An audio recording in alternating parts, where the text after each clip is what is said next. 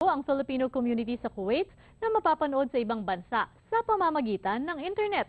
Sa unang patikim ng kapihan sa Kuwait, nasalang sa open forum si Consul General Raul Dado sa may init na katanungan ng mga OFW.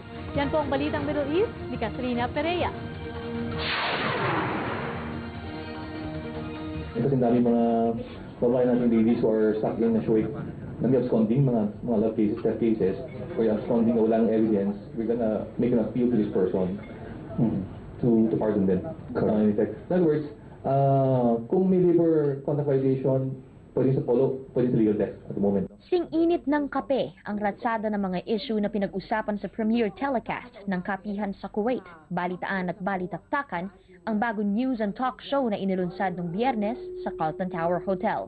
Isa ang problema ng labor law violation sa mga issue na inilapit ng mga OFW kay Charge d'Affaires Raul Dado sa open forum portion kung saan nagtanong ang mga tagapakinig ng mga napapanahong usapin na kinakaharap ng Filipino community dito sa Kuwait.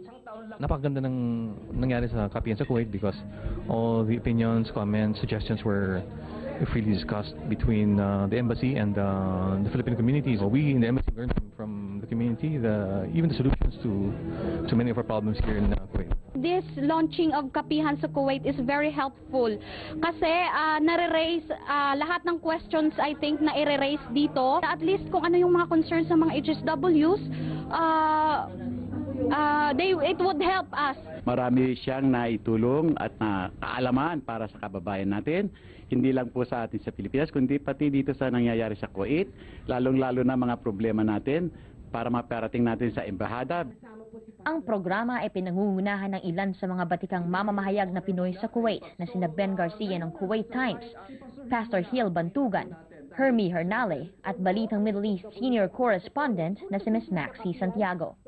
Yan po ang dahilan at pinaka-reason talaga kung bakit narito kami ngayon para ipaunawa sa ating mga kababayan at maging sila man ay maging involved. Kasi sabi nga namin noong nag-uusap kami, hindi lang dapat tayo observant na lang dapat involved tayo kung ano ang mga kaganapan sa Pilipinas. Magkaisa tayo rito, anything else na maging mode of expression ng bawat isa sa atin.